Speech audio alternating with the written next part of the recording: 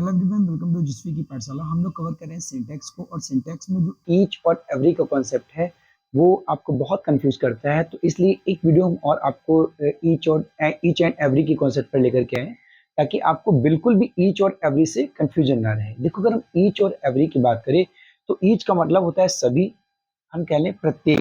इसका जो यूज होता है ना, वो इंडिविजुअल में होता है। मतलब ये एक प्रोनाउन है, यानी कि प्रत्येक का मतलब क्या होता है, प्रति एक, यानी कि हर एक। तो इस सेंस में इसको यूज किया जाता है।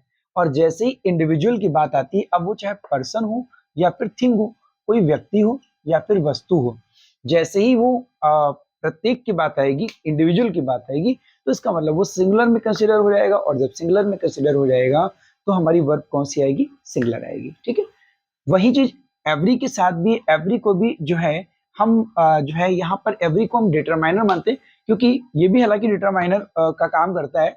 एवरी जो है सिर्फ और सिर्फ डिटरमाइनर में ही आपको देखने को मिलता है। ठीक है, तो ये भी इंडिविजुअल होता है, और इसके साथ भी हम कौन सी वर्ड कंसिडर करते हैं, सिंगुलर वर्ड कंसिडर करते हैं। और आइदर जो है, आइदर आइदर जिसको आप या तो बोलते हो, ठीक है, और नाइदर ना तो बोलते हो।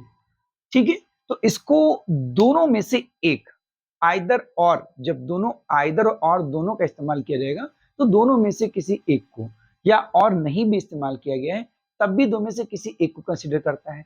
नाइदर दोनों में से किसी को कंसीडर करता है, ना तो उसे ना तो उसे। तो इट मींस ये भी किस में चला जाता है, हमारा सिंगुलर में ही चला जाता है। ठीक है, लेकिन बस एक बात ध्यान रखिएगा कि ईच और क्या नाम है, आइदर, अगर इनके बाद में आपको जो है ऑफ लगा मिल जाए, तो उसके बाद जो भी उसके बाद जो भी नाउन आएगा वो क्या होगा, प्लूरल में होगा। ये आपको ध्यान रखना पड़ेगा। ठीक है, क्योंकि आपको ये एक बात बहुत अच्छे से पता होनी चाहिए कि अगर कोई भी सेंटेंस होगा, अगर कोई भी सेंटेंस होगा तो उसका सब्जेक्ट या तो नाउन होगा या फिर प्रोनाउन होगा। जैसे हम कह लें कि भाई, हमें अगर कहें कि जैसे मान लीजिए कि सीमा इज अ गुड गर्ल। ठीक है, सीमा एक अच्छी लड़की है, तो इसका सब्जेक्ट क्या है, सीमा है। या फिर हम ये कह लें कि भाई they are good, they are good, वे अच्छे हैं। तो हमने आपको पहले ही बताया कि जो हम वर्ब का यूज करते हैं वो सब्जेक्ट के अकॉर्डिंग करते हैं। अगर हमारा सिंगुलर सब्जेक्ट है तो हम सिंगुलर वर्ब यूज करते हैं, और अगर हमारा प्लूरल सब्जेक्ट है तो हम प्लूरल वर्ब कहते हैं। पूरे सिंटैक्स में यही कॉन्सेप्ट अप्लाई किया जाएगा। सिंगुलर सब्जेक्ट तो सिंगुलर वर्ब, प्लूरल सब्जेक्ट तो प्लूरल वर्ब होगी। ठीक है ना, तो देखते हैं कुछ क्वेश्चंस को। Each was were ready. देखो, यहाँ की अगर हम बात करें तो हमने आपको क्या बताया कि जो है आपका जो सब्जेक्ट होगा, जो आपका सब्जेक्ट होगा वो या तो नाउन होगा या फिर प्रोनाउन होगा, इसके अलावा कुछ भी नहीं होगा।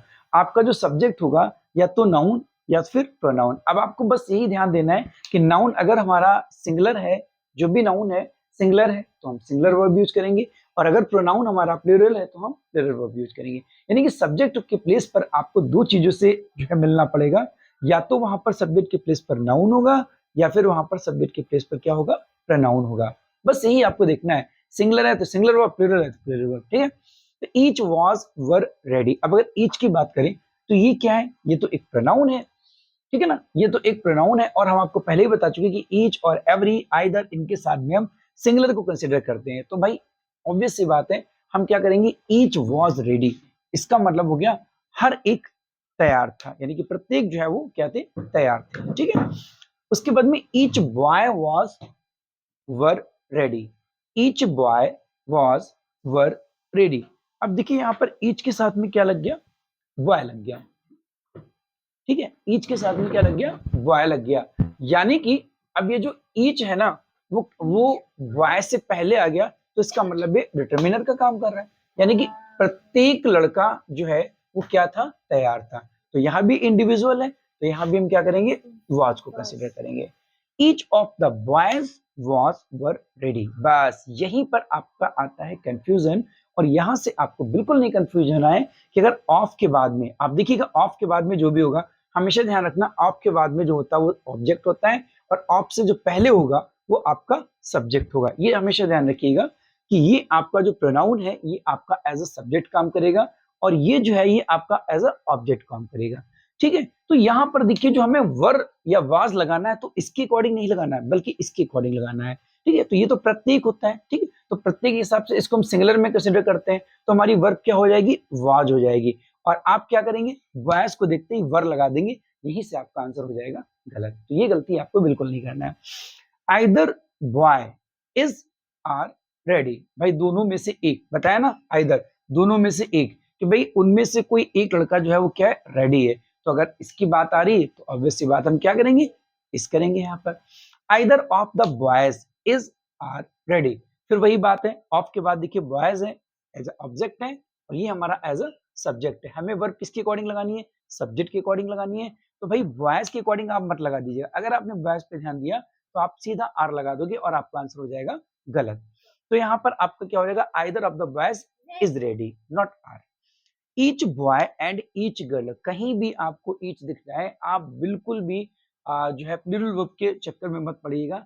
Each boy and each girl मतलब कह रहा है हर एक लड़का और हर एक लड़की, इंडिविजुअलिटी दिखाता है ये, तो हर एक लड़का हर एक लड़की जो है वो क्या है, रेडी है। तो यहाँ पर भी क्या हो जाएगा, इस हो जाएगा। ठीक है, every man and every every man and every woman, every man and every woman has have equal rights, यानी कि हर एक आदमी के पास और हर एक औरत के पास में क्या है, इक्वल राइट्स हैं। देखो इसका मतलब क्या हो गया कि भाई जैसे ही ये लगा तो ये भी हमें इंडिविजुअली दिखा रहा है कि भाई हर एक आदमी के पास में, हर एक औरत के पास में क्या है, जो है इक्वल राइट है। तो यहाँ भी क्या हो जाएगा, हैज इक्वल राइट्स। ठीक है, neither of the boys is are not ready। I hope अब आप समझ चुके होंगे कि ऑफ के बाद boys लगाया है तो हमें इसके अकॉर्डिंग नहीं लगाना है वर्ब, हमें किसके अकॉर्डिंग लगाना है, नाइदर के अकॉर्डिंग लगाना है। और नाइदर क्या करता है, नाइदर कहता है भैया दोनों में से कोई नहीं, इट मींस हम सिंगुलर के साथ जाएंगे तो यहाँ क्या हो जाएगा, इज नॉट रेडी। ठीक है, neither of them is or not ready. अब देखिएगा यहाँ पर ऑफ के बाद में क्या आ गया, देम आ गया।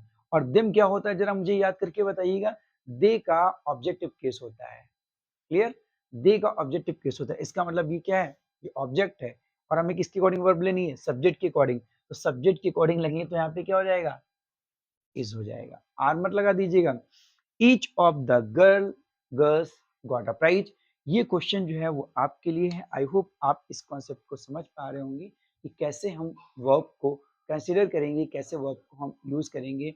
और ये भी ध्यान रखिएगा कि अगर आइदर ऑफ है, नाइदर ऑफ है, ईच ऑफ है, तो उसके बाद में हम बॉयज बॉयज बॉयज, यानी कि जो भी हमारा ऑब्जेक्ट होगा वो प्लूरल कंसिडर किया जाएगा, ना कि सिंगुलर कंसिडर किया जाएगा। ये भी याद रखिएगा, क्योंकि एरर जो होती है वो दो तरह से आती है, या तो वर्ब की एरर होगी या फिर आपसे ये पूछ लेगा कि भाई इसमें जो है क्या होगा, बॉय होगा या फिर बॉयज होगा, इस तरीके से पूछ लेगा। ठीक है, तो I hope this is clear to all of you. उम्मीद करते हैं आपको ये कॉन्सेप्ट क्लियर हुआ होगा। If you have any doubt तो आप कमेंट कीजिएगा मुझे। ठीक है, मिलते हैं नेक्स्ट लेक्चर में, तब तक के लिए थैंक्स फॉर वॉचिंग।